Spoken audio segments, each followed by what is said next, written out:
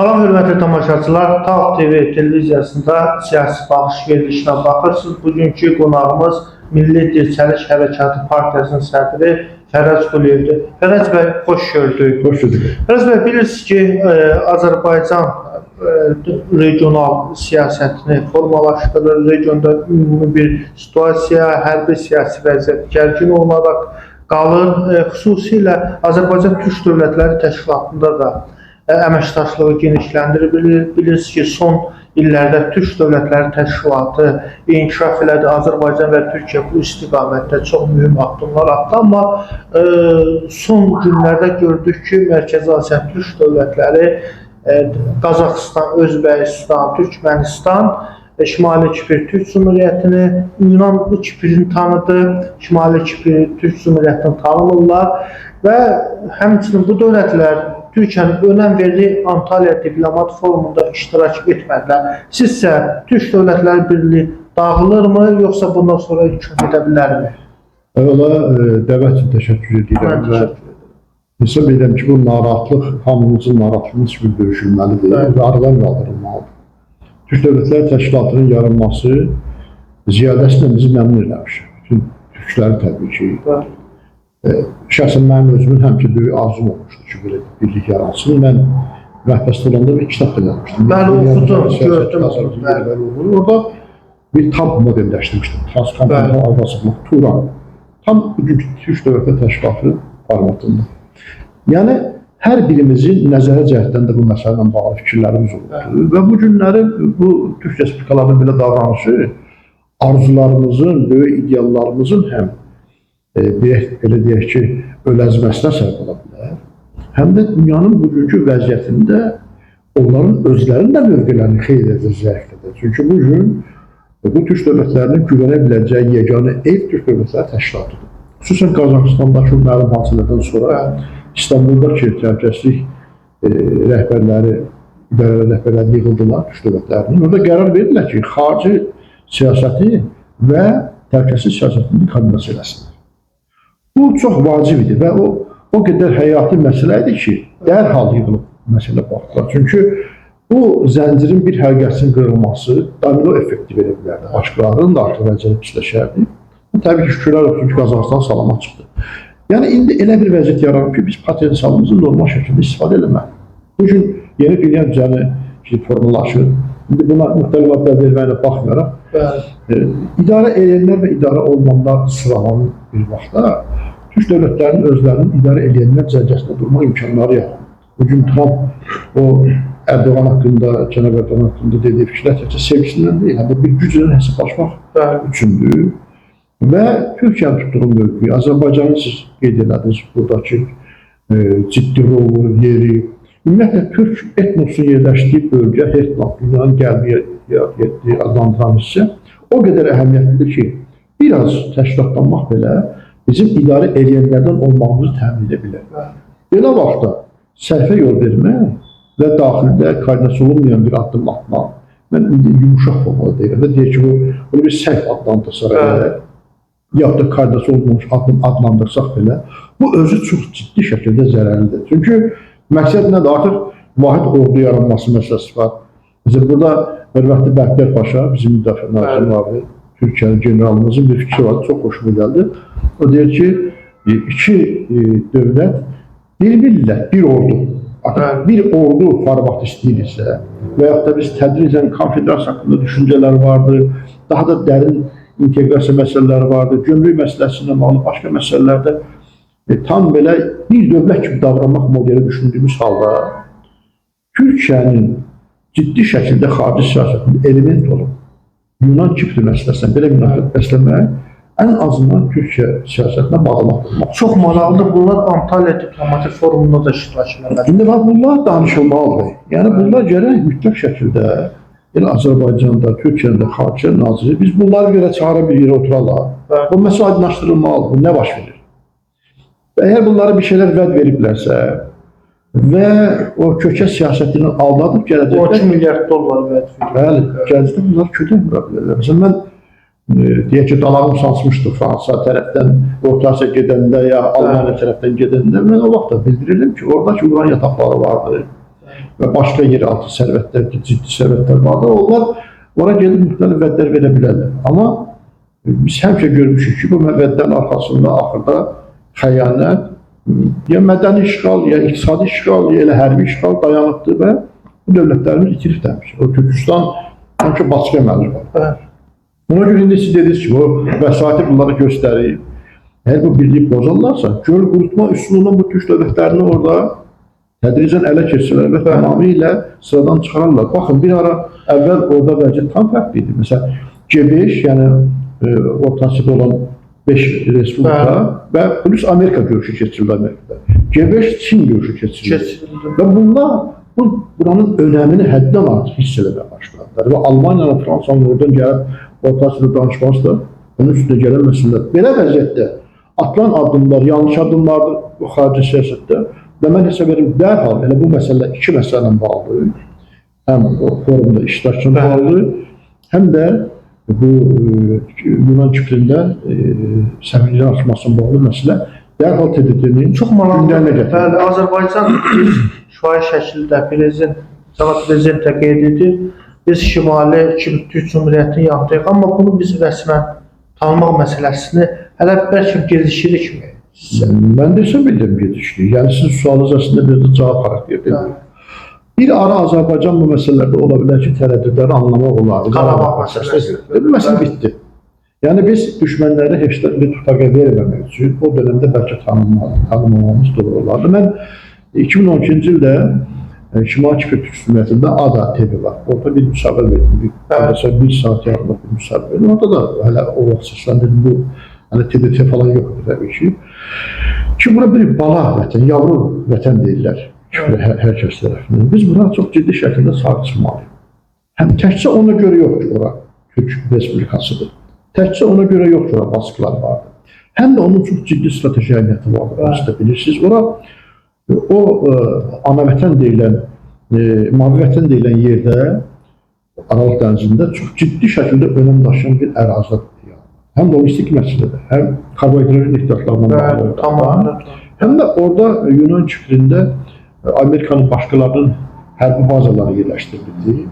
Fransızların da, Yunanların da donanmaları orada deyək ki, manevr verməklə məşğul olan və hər bir projedə də Türkiyəni Ege dənizinə həbs eləmək istəyirlər. Bu sinir xəttlərlə bağlı. Türkiyə bu prosesi keçdi, Liviya xəttincə sağmana salındı. Ondan sonra məsələ bitdi və Türkiyə qarşı olan altını zərərsizləşdirdi. Yunanistan, Fransa, İsrail, Misir, Birləşmiş Ərəb blok yaratmışdılar və onlar artıq çözdü, məsələni də çözdü. Belə vəziyyətdə Yunanlar belə artıq Türkiyəyə münasibətləri yaxşılaşdırmaq qərarına gələn bir məqamda, Yunanistan özünə belə məqamda birdən-birə Türk Cümhuriyyətlərinin bu cür davranışı həddən artıq yanlış bir siyasətdir. Bu heç nəyə xidmət eləməyən, xeyir gətirməyən məsələ. Biz başqa etnosundan fərqli olaraq da Türk etnosunun bir çox deməli avantajları var. Birinci, o xəttdə, Türk xəttində geocoğrafi mənada, geosiyasi mənada çox ciddi xəttdir. Logistik imkanlar bizim əlimizdə. Artan millət, insan alimində, yeraltı sərvətlərimiz bu, dənizlərə çıxışlarımız, biri-birinə bağlı olan bölgə olaraqdan bir yerdə. Və bu Türk Dövlət Təşkilatı qədər bir bloklaşma imkanı olan rahat heç bir blok yoxdur. Ya NATO, ya KTMT, nə bilim, nə MDB, nə başqa. Proses ona uyğun gedirdi. Tam uyğun və bunun əgər belə bir, məncə bu yanlışı da naxışa çevirmək və aradan qaldırmaq lazımdır. Məsələn, bəlkə ən azından indi bu dövlətlər oradan səfirlərin geri çağırmaq məsələsi bəlkə biraz çətin olur. Şimal Kipr Türk Cümhuriyyətini də səfir görsünlər. Bəlkə bunu eləsinlər ki, biraz yanlışı naxışa çevirmək. Bəlkə Azərbaycan ilk addım ata bilərmi? Ata bilər və atması vacibdir. Yəni, Azərbaycan bir çox məsələlərdə bu məsələlərdə addımlar atıb. Elə Türk Dövlət Təşkilatının ilkin o hücrələri qoyulanda Naxçıvanda ilk tədbir keçirildi. Azərbaycan 2009-cu ildə. Və sonraki məqamlarda da Azərbaycan tərəfindən belə məsələlər olubdur və mən həmişə bunu misal çəkirəm. Xatırlayırsa, Azərbaycan prezidenti Yunanistan səfirini burada qəbul edəndə o zaman Yunanistan və Türkiyə arasında ciddi bir ziddiyyət var idi. Azərbaycan prezidenti onu biabır elədi. Doğrudur, adam. Yunanistanı biabır elədi və dedi ki, Türkiyənin düşmən dostluğu. Biz bu davranışı eynən qoymalı. Başqa bir məqamda da eyni cür davranmışdı Azərbaycan prezidenti. Demişdi, burada Türkiyə rəsmisi prezidenti yoxdur, mən buradayım, erməni evet desin. Avropa İttifaqı hardasa belə bir fikirdə səsləndirmişdi. Bax, indinin özündə də Azərbaycan Şimali Kip Türk Respublikasına bağlı o addım alsa çox ciddi bir məsələ olur. Mən hesab edirəm ki, bu cür həm Kərkük türklərinə, həm də ora sahib çıxmaq ilə Azərbaycan da bu məsələdə ilk addım atmaq çox vacib məsələ. Kərkük türkləri açıqdır ki, Osmanlı türklərindən, Anadolu türklərindən daha çox bizə yaxında. Buradan eyni Oğuz türkləri eyni olur və tarixən də bu məsələlərdə Azərbaycan türklərindən bunlar eyni davranırdı. Doğrudur. Sonradan bölünmə. İndi də onlar daha çox Azərbaycanı istəyirlər.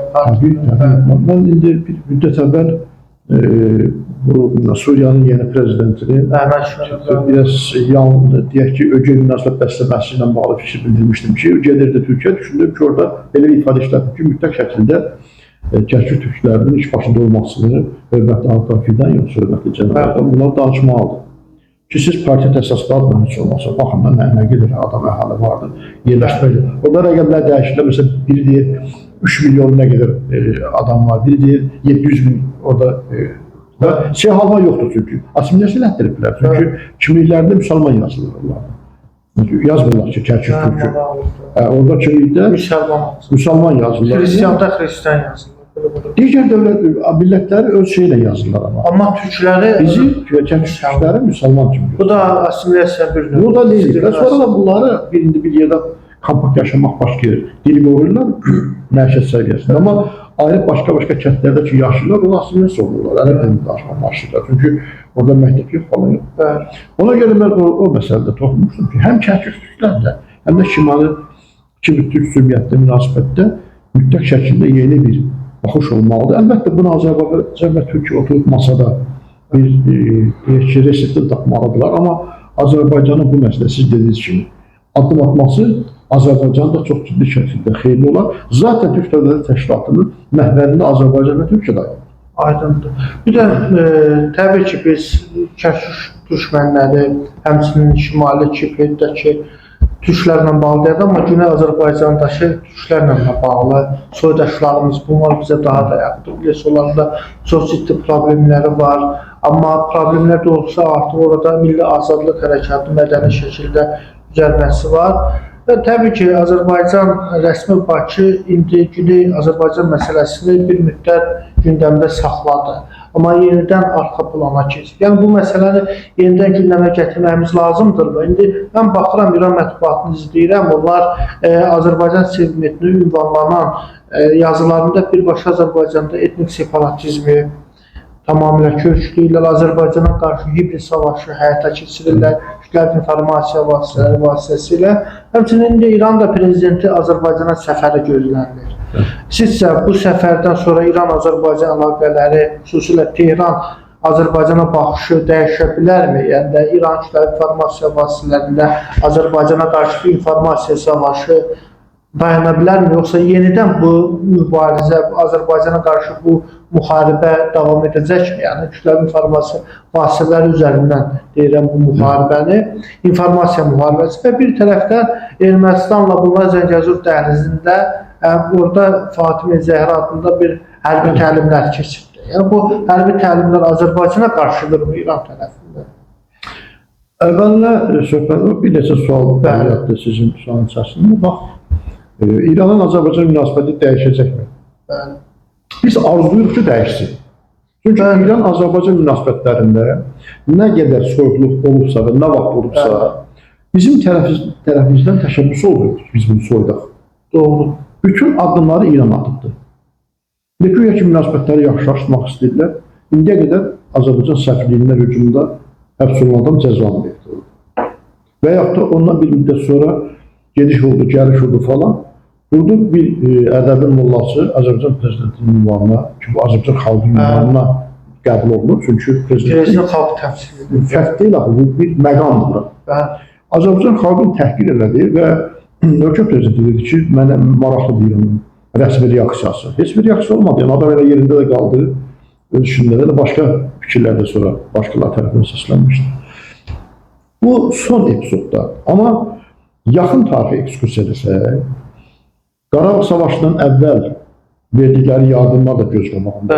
Separatçı Qarabağdakı ermənilərə, onların avtomobilinə yanacaq daşıması, təlimatlar göndərməsi, raket atmaq üçün xüsusi təlimatların göndərməsi, silah-sursat verilməsi, müharibənin gedişatında 900 ton silah-sursatın M2 yolundan ora göndərilməsi, İran ərazisindən göndərilməsi, müharibənin gedişatında Zəngilanda bizim ordunun qabağını kəsmə məsələsi, indi gəlib burada hərbi təlimə keçməsi falan da üstünə gəlsə, yəni mən ona görə inanmıram ki, laf bu İran prezidentinin bura gəlib getməsindən də bir şey dəyişsin. İran prezidentinin nə qədər səlahiyyəti var? İran prezidenti kürsüdə 2 misli Azərbaycan türkçəsində şeir dedi, qabağına gətirib bir pitik qoydular ki, kəs səsi farsça danışır.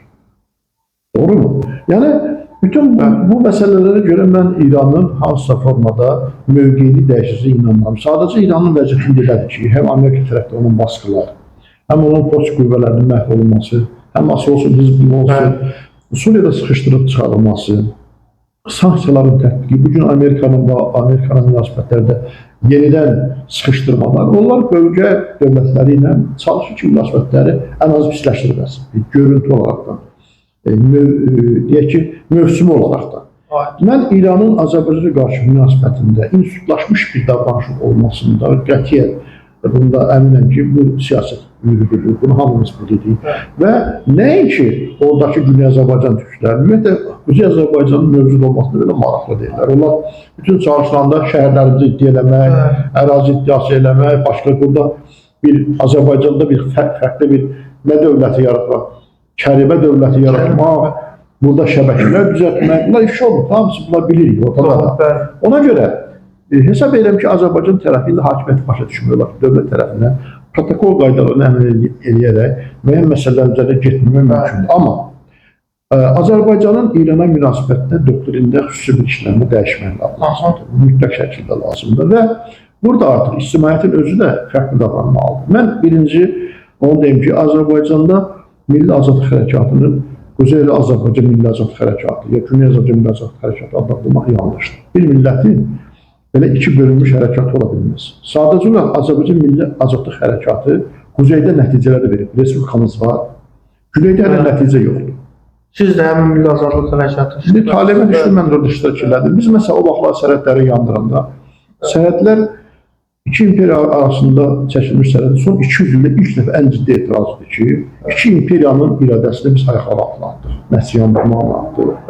Və söhbət ondan gedir ki, bir milləti bu həm bölərsənsə məğlub edə bilərsən. Yəni o sərhədinin falanın yox. Bizim təkrar şuurumuza Təbrizlinin problemi Təbrizlinin, Şəkilinin problemi Şəkilinin yerisinlər biz ondan məğlub olarıq. Hər kəs bilməlidir, Şəkilinin problemi həm də Təbrizlinin problemi. Təbrizlinin problemi həm də bizim burada problemimizdir. Ona görə biz məsələlərə ciddi yanaşmalıyıq. Biz Şimali Kipr haqqında danışdıq, amma bunlar bizim artıq evimin içidir. Yəni, Türk dünyasını bir ev kimi götürsək, onlar ayrı otaqdırlarsa, Güney Azərbaycan bir otaqdır. Biz bir otaqdayıq. Onların taliyə deyilən bir şey yoxdur. Bizim taliyimizdir onların taliyi. Ona görə bu məsələdə yanaşmalar, mən hesab edirəm ki, artıq ümumiyyətlə İran məsələsi və Güney məsələsidir. Azərbaycan və Türkiyə istihbarat təşkilatları, xarici nazim nümayəndələri at yapdı, oturub, ciddi şəkildə baxmalıdır məsələyə. Orada bir proses gedir. Birinci, məsələ iki aspektdən yanaşmaq lazımdır. Bir, millətimizin 40 milyonluq orada talihi həll olunur. Biz buna gücənə qala bilmərik. Məsələn, bir force major vəziyyətlər yarana bilər. Yeni dünya düzəni yaranır, necə 45-ci ildə yaranmışdı və Sovet ordusunda daxil oldu. O 413-cü il, 20-ci Taqorov diviziyası, Azərbaycan diviziyası daxil oldu. Eyni şeylər baş verə bilər. Artıq orada güneydə məsələlər səslənir, bu fikirlər səslənir. Tutaq ki, Amerikanın İran toqquşmalarsa, Güney Azərbaycandakı ayaqlanmanın sonucu olaraq da orada fərqli bir şey yarana bilər. Biz o vəziyyətlər sektorda düşmüyor, hazır olmadı. İkinci, məncə, çəkinmədən Güney Azərbaycanda çalışa biləcək gələcəkdə ehtiyac olarsa, müəllimlərin, həkimlərin könüllü şəkildə hazırlanmasına ehtiyac var. Orada gətirir. Təlimatçıların hazırlanmasına, hərbi təlimatçıların hazırlanmasına ehtiyac var. Kürdlər bu məsələdə hər məndə hazırdır. Hazırdılar. Hər şeyləri var, doğru mu? Bunların divanında hərbi akademiyaları var. Doğrudur. Məktəbləri, hər şeyləri vardır və bütün hazırlıqları vardır. Bizim hazırlığımız çox aşağıdır. Mən 2005-ci ildə Haqada Dünya Azərbaycanlılar Kongresini mən tümədə çıxmışdım. Qurultayda bir söz dedim. Mən o vaxt o təşkilatın rəhbərliğini seçdilər, Dünya Azərbaycanlılar. Azərbaycan üzrə BAK-ın nümayəndə heyəti rəhbəri oldu. Dedim ki, vaxtı ki, hələ mən bunu 2005-ci ildə deyirdim. Vaxtı ki, artıq burada Güney Azərbaycan mühacirət hakimiyyəti yaransın. Onun parlamenti yaransın. Komissiyalar yaransın. Bu komissiyalar müxtəlif ölkələrin danışıqları aparsın ki, biz nə yaradırıq, nə istəyirik, onlar bilsinlər, məsələdən hali olsunlar. Konstitusiyası yaranmalıdır. Güney Azərbaycan xəritəsi ortaya qoyulmalıdır. Onun iqtisadi imkanları araşdırılmalıdır. Allah göz bu günləri Ukraynada Trump gəlib yeraltı sərvətlərini bağlı edir və böyük siyasətdə iqtisadi ritorikanın səslənməsi çox mühüm məsələdir. Yəni bir məsələ budur. Bunu çox geniş şəkildə də bölmə demək olar. İkinci məsələ, ən azından bu qonşu dövlət. Orada baş verəcək hadisələrlə bağlı olaraq istəyir humanitar fəlakətlər olsun. Adamlar bura gələcək, gələ bilər xeyli adamlar. Orada başqa hadisələr baş verir. Türkiyə gedəcək falan. Ona görə Türkiyə və Azərbaycan bu məsələni bir masaya yatırmalıdır. Və məncə çox ciddi proseslər ki, gözlənilir. Biz hazırlıqsız yaxalanmaq əvəzinə ki, bunun dərdi çəkmək əvəzinə biz buradan qazancan çıxmaq haqqında düşünməliyik. Tamam, aydındır. Qısa bir söz soruşum. Ben səhər bir informasiya oxudum. Ermənistan konstitusiya dəyişikliyi 2027-də deyil, məsələn daha tez bu illərdə dəyişə bilər. Bu təbii ki, Azərbaycan tələb edir. Sizcə Ermənistan növbəti aylarda konstitusiya dəyişikliyə getsə, ilin axırına kimi sülh müqaviləsi mümkündürmü? Qısa. Mən inanmıram ki, bunlar hələ bu tez deməsinlər. Çünki daxildə də biraz kataklizmlər var orada. Tavuşdan köçənlərlə bağlı etirazlar falan vardır. Ya bugün Paşinyan çıxış edəndə müxalifət durub zala tərk edildi. Düzdür, Paşinyan olaraq cavab verdi. Məncə bu konstitusiya dəyişikliyi məsələsini daha çox süründürüb başqalarının boyuna qoymaq istəyi də var.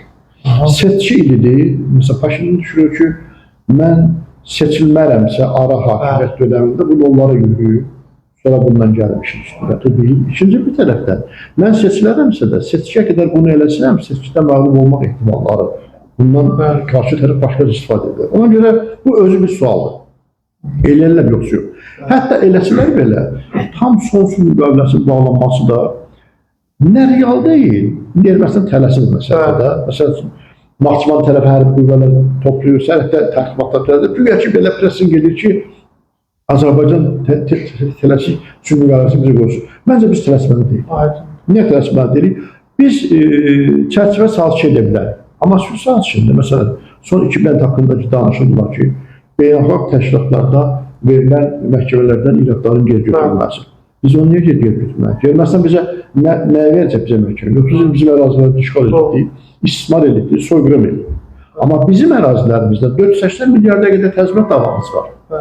Biz bunu üstündən mi keçəcək? Ya soyqırım məsələsi, Xocalı başqa şeylərin üstündən mi keçəcək? Yaxud da dediniz, konstitusiyada ərazi iddiaları var. Biz üstündən mi keçəcək? Yaxud da 76-cı xəritəsini istifadə edilir.